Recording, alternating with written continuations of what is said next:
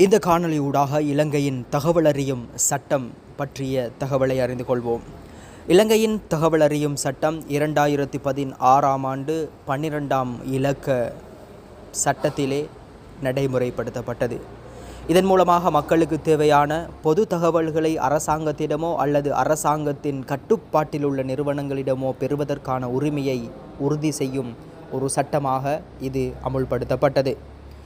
இந்த சட்டம் பொதுமக்களுக்கு வெளிப்படையான ஆட்சியை வழங்குவதாகவும் ஊழல், தவறான நிர்வாகம் போன்றவற்றை குறைப்பதற்காகவும் குடிமக்களினுடைய அரசியல் பங்கேற்பை அதிகரிப்பதாகவும் பொது நலனுக்கான முடிவெடுப்புகளில் மக்களுக்கு தேவையான தகவல்களை வழங்குதல் போன்றவற்றை நோக்கமாக கொண்டு அமுல்படுத்தப்பட்டது.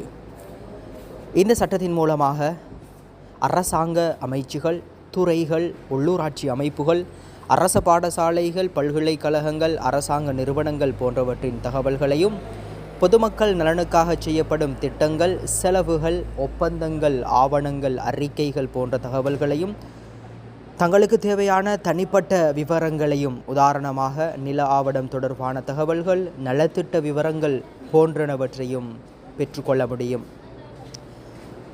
தேசிய பாதுகாப்பு தொடர்பான இரகசியமான தகவல்கள், நீதிமன்றத்தில் நடந்து கொண்டிருக்கும் வழக்குகள், ஒருவரின் தனிப்பட்ட தனியுரிமைக்கு விரோதமான தகவல்கள் போன்றன இந்த சட்டத்தின் மூலமாக பெற்றுக்கொள்ள முடியாதவைகளாகும்.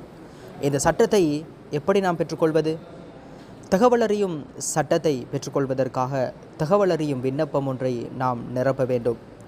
இலங்கை தகவல் ஆணையம் பரிந்துரைத்த விண்ணப்ப படிவத்தை இதற்கு பொதுவாக பயன்படுத்தலாம். தமிழ், சிங்களம், ஆங்கிலம் போன்ற மொழிகளிலே நாங்கள் தகவல்களை கோரி விண்ணப்பிக்க முடியும்.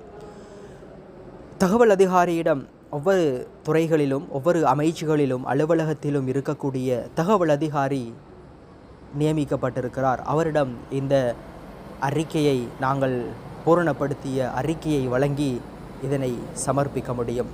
இந்த விண்ணப்பத்தை வழங்கிய பின்னர் 14 வேலை நாட்கள் பதில்கள் அளிக்கப்பட வேண்டும்.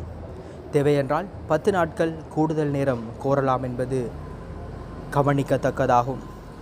இவர்கள் தரக்கூடிய இந்த சட்டத்தின் மூலமாக பெறக்கூடிய தகவல்கள் திருப்திகரமாக இல்லையெனில் அல்லது தகவல்கள் மறுக்கப்பட்டால் ஆரம்பமாக அந்த நிறுவனத்தின் மேலதிகாரியிடம் முறையிடலாம். அதற்கு பிறகும் தீர்வு கிடைக்கவில்லை என்றால் இலங்கை தகவல் ஆணையத்திடம் மேன்முறையீடு செய்ய முடியும். இந்த தகவல் பயனுள்ளதாக உங்களுக்கு அமைந்திருந்தால் உங்களுடைய நண்பர்களுக்கும் இந்த வீடியோவை பகிர்ந்து கொள்ளுங்கள்.